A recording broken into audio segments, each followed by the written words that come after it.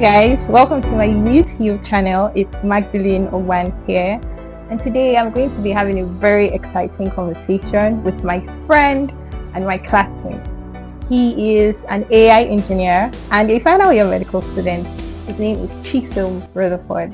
Welcome, Chisom. Thank you so much. I've looked forward to this for a very long time. Yes, to think that we've been planning this for more than a month. Yeah, it's been more than a month. We got interrupted with, I think, the trip to Equenubom, and it's taken like about 2 weeks now to get. Welcome. Thank you. Okay, I hope you're ready for us to dive into your field. yeah, I'm looking forward to it. Okay, so this didn't just come up all of a sudden. There's a backstory to us sitting here today.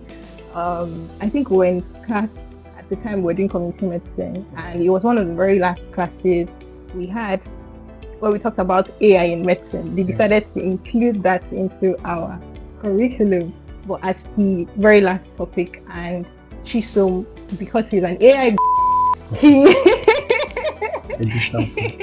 got to speak about that, and it was a very exciting and insightful conversation, and that's the very reason why we're here today.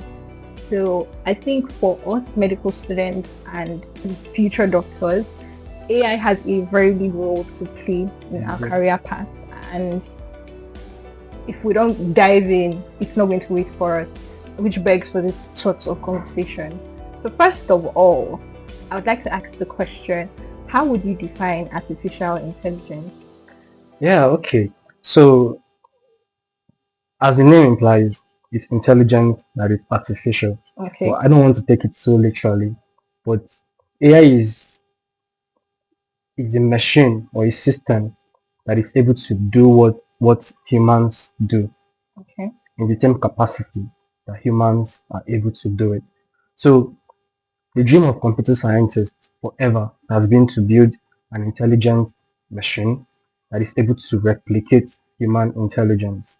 So that is what AI embodies. And lately, over the last couple of years, there has been a lot of progress towards getting to that ideal system that is able to do what humans can do. Think The way the way a human can think, make conclusions, and all of those things. Okay, so from what we see, they're trying to replicate what we can do. So how exactly is AI trained? Like, how is AI trained to do what it does right now?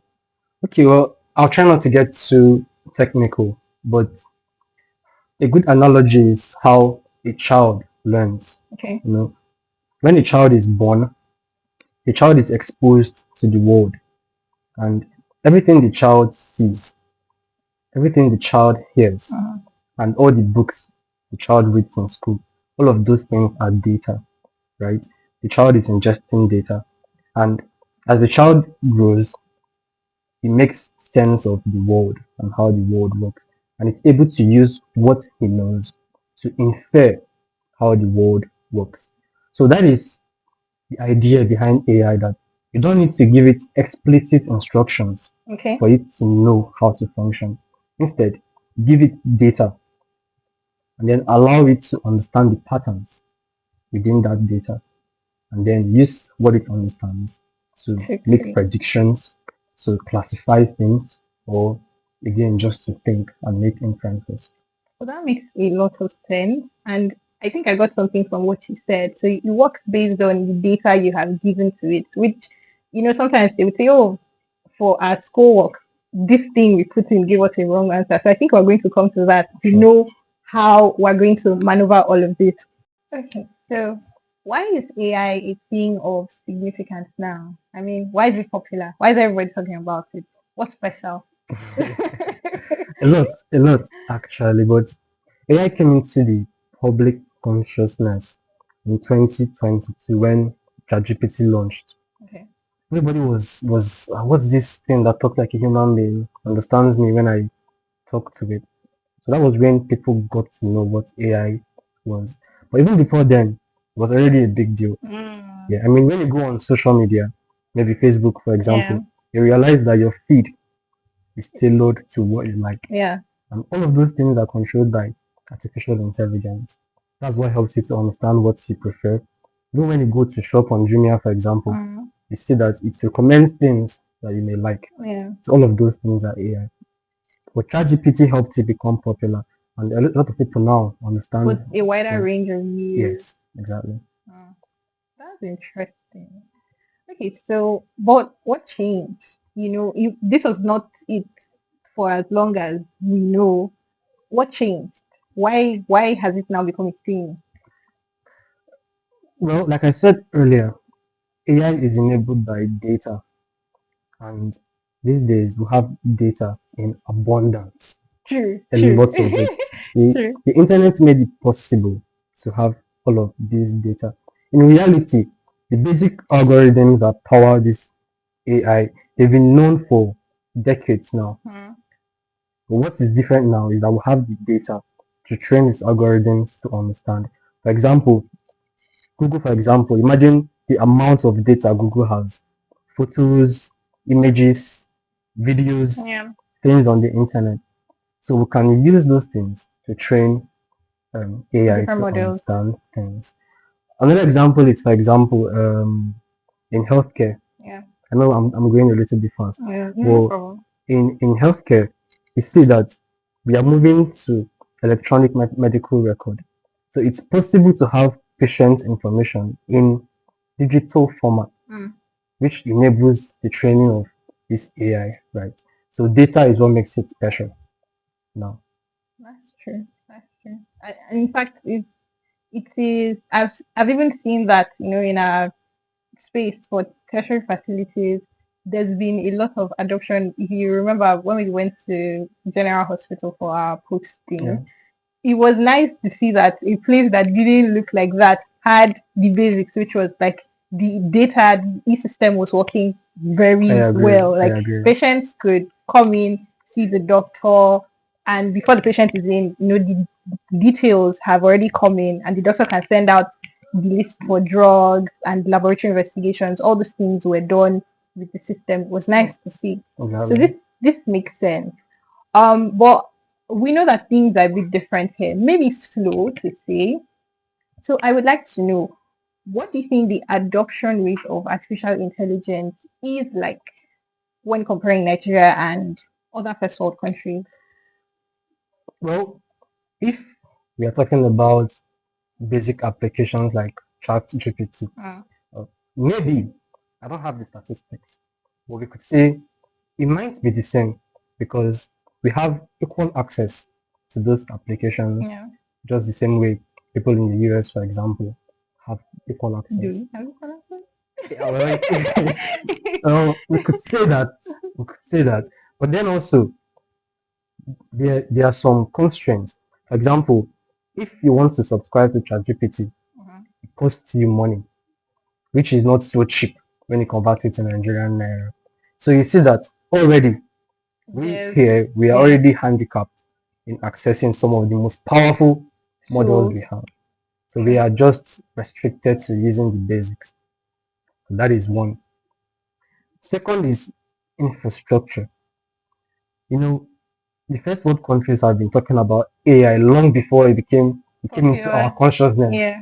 So they already have the infrastructure set up. For example, just to give you context, it takes billions of dollars Uh, to train some of these AI models. Millions of dollars, big equipment, they call them GPUs. And they cost thousands of dollars just for one. what Nvidia is doing. Yeah, exactly what what NVIDIA sells. So you see that they are already infrastructure wise, Mm. they're already settled, and we are just trying to play catch up. So that is what differs. And one other thing too is that in many places in the first world country, AI is not just an application they use; it's embedded In their in their systems. systems, not just something you go to your phone and then use it to ask Mm. it a question. Mm. It's embedded in the traffic system, in the government's, how the government runs, in the hospitals, Mm. and every other thing. So that is the difference we have. We may catch up eventually, but you can't say for sure. Well, I agree. I very much agree with the word catch up. I think we're trying to catch up, and it's okay. Like I think it's okay. We can't not try, we can We just can try. only do our Yes, best. we Yeah.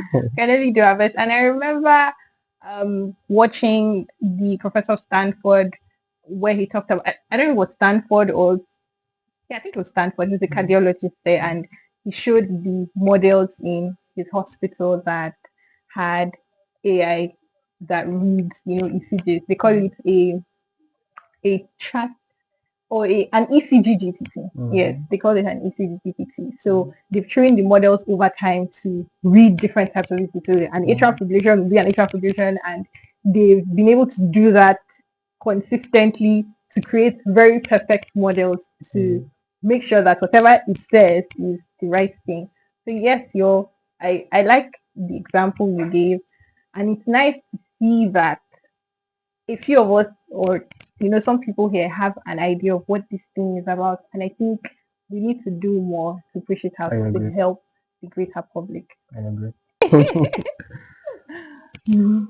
In the course of medical school, I've gone into a lot of agriculture, and still in the course of that, I've come to see how much AI is used. I mean, I've been able to use AI to look through the length of my plans and even foresee the timeline, for harvest. And I'm able to use it to identify pests and different kinds of diseases.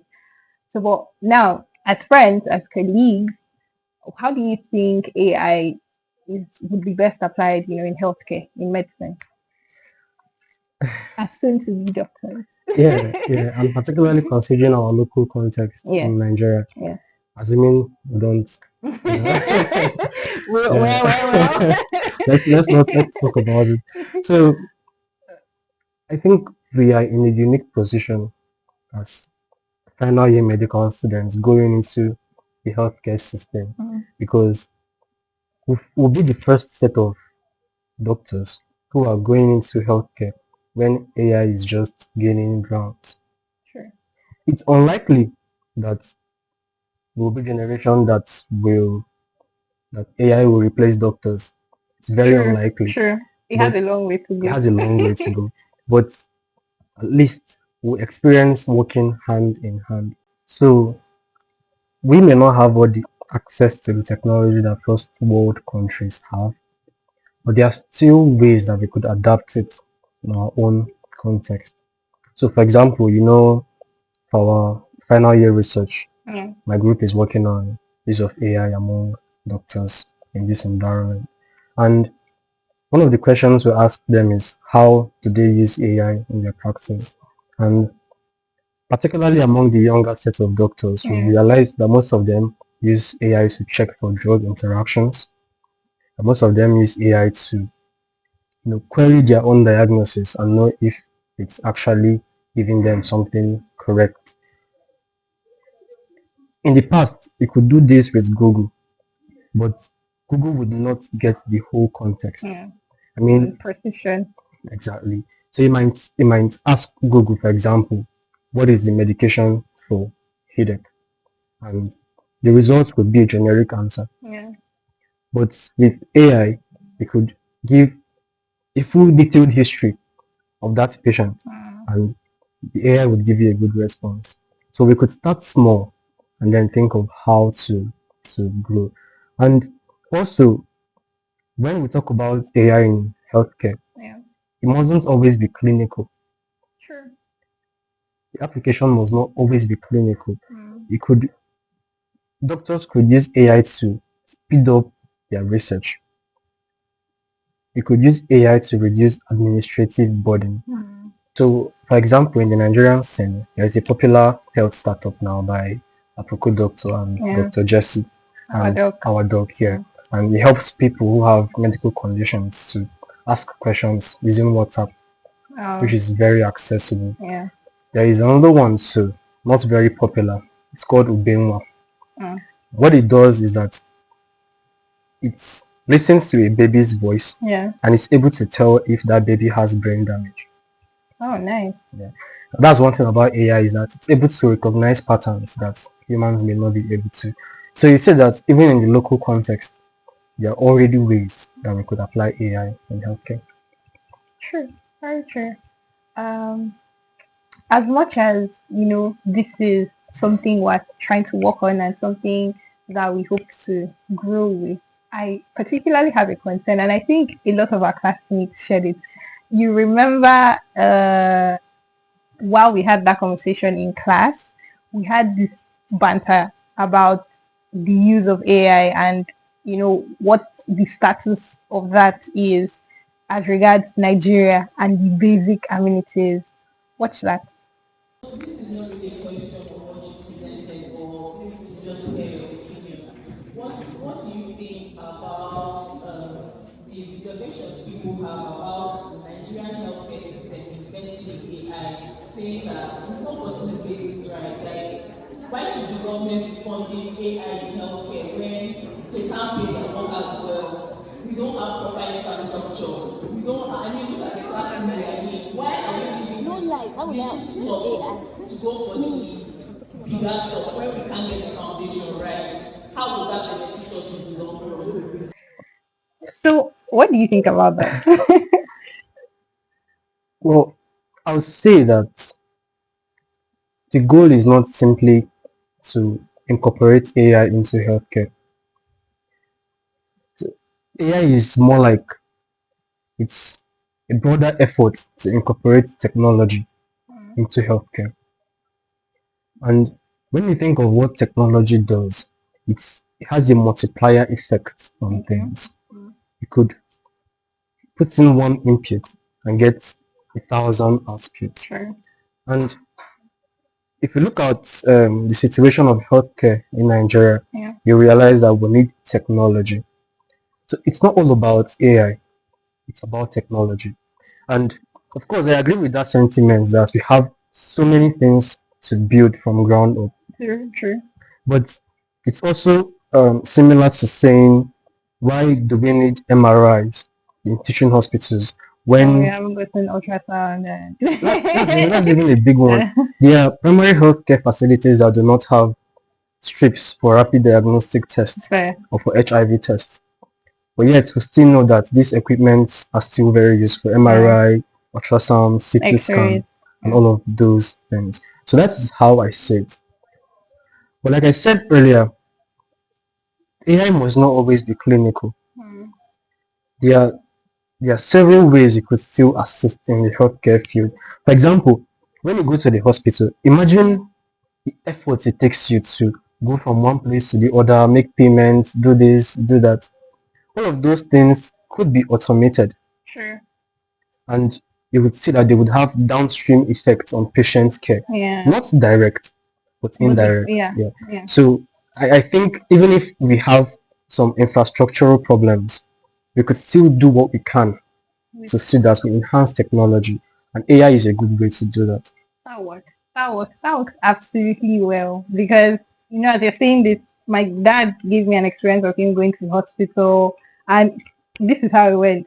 So he had an appointment to see the doctor, and when he got there, it was time. He was in queue. They asked for his something about his NHIS thing, and he had to leave to go get it.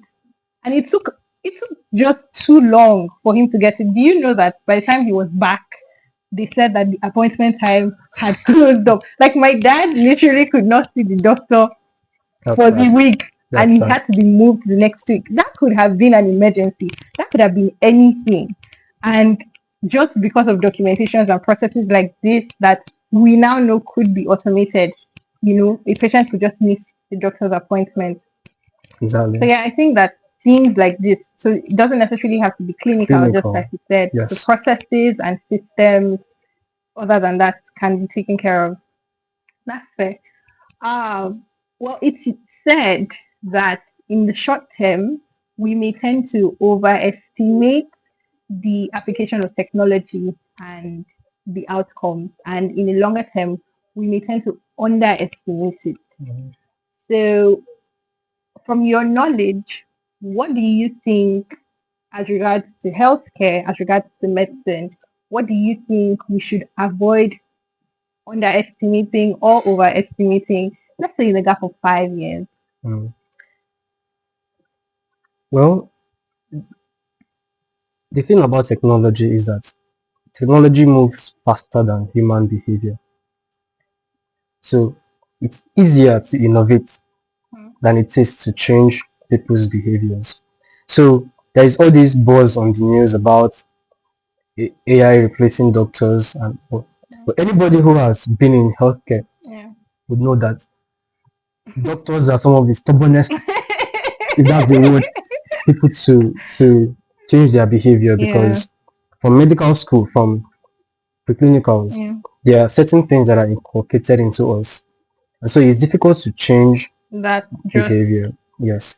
So I think that it's still going to take a long time okay. before AI has a place in clinical practice, Yeah. because of course, as we who are the younger generation of soon to be doctors, Mm. as we evolve, we may be more likely to want to incorporate these things. But the senior doctors would not be so enthusiastic About about that. them. That's true. I mean, when we go around to distribute questionnaires, we've seen how older doctors react to AI. Like, what's AI? What if it's wrong? Yeah. How will it perform physical examination? And all of those questions. So they are more skeptical. Yeah. But then also, in the long term, we don't get to see these changes in real time, Yeah. but they're creeping. Look at Sure. electronic medical record, for example. When we started clinicals, it wasn't really a thing. Yeah. We were seeing them, but it wasn't a thing. But today, almost every department has a laptop. Yeah. I think it came up when we started year 5 pediatrics. I think so. Yes. I think so. So you can see that it's creeping into the system. So I also think that in the long term, we may not see the changes in real time, but in 10 years from now, 15 years from now, we might start to see AI creeping into these workflows, AI assisting in diagnosis. And why I think this would be easier is because as we adopt electronic medical records, those companies are more likely to start integrating AI into their workflows. So for example, if a doctor types in a medication to give a patient Yeah. in the EMR, it is possible for the system to flag that this drug should not be given Given to to this this drug. patient. Yeah. In the beginning, it seems small, so that is AI creeping little by little. Sure. Before you know it, if a doctor takes history in the EMR and gives a diagnosis, the AI might say, "No, this doesn't look right. Hmm. Have you asked this? Have you Hmm. asked that?" And then you could just check. Exactly. Yeah. So it's not like in 5 years' time, all the doctors will stop being in the clinic and then the AI results will take over. No, but it will start gradually and then creeping into the system. Assistant. So that's true. I remember 2 years ago, having an interaction with one of the heads of NVIDIA Healthcare, Renee Yao, and she's not even a doctor, or neither was she initially in the healthcare system, but she could tell a lot and show a lot about what NVIDIA was doing for healthcare at the time. This was 2 years ago. Not to talk about doctors or the people who are actually in the healthcare system, especially from the start. So how do you think doctors can join this trend, this change when it comes to technology and artificial intelligence? A very, very important question, because I believe healthcare AI is a domain thing. Yeah. The fact that someone is an AI engineer or a machine learning engineer Yeah. doesn't mean they understand the domain of healthcare or the domain of agriculture, Sure. like you said. Sure. So AI is one field that requires domain experience, Yeah. and that is where doctors come in. That is where medical students come in. Because as a doctor or as a medical student, you have insights on how healthcare functions to an extent. Yeah. You know what goes on during ward round. You know what is possible. I mean, I go on Twitter and I see some people having opinions on how AI is going to do this, do that. And then when I attend ward round and I see the reality, It's like it doesn't match up. it doesn't match up at all. So doctors have a unique insight on how AI can integrate with healthcare. Yeah. So they can help design those workflows. They mustn't be AI engineers, but they could work alongside people Yeah. who design these systems to make sure that they actually align with how healthcare functions. Yeah. They actually align with patient experience. Because Just like when you are building an app, you care about your users, right? Yeah. To make sure they have the best user experience. And when it comes to healthcare, particularly clinical usage, Yeah. the user here is the patient. Yeah. So you have to tailor the experience to the patient. And who knows how to do that best if not The people who are already doctors. in the healthcare Yeah. industry? That works. That's very perfect. They say AI is going to take away our jobs, but is that really the case? I think it only opens us up into greater opportunities.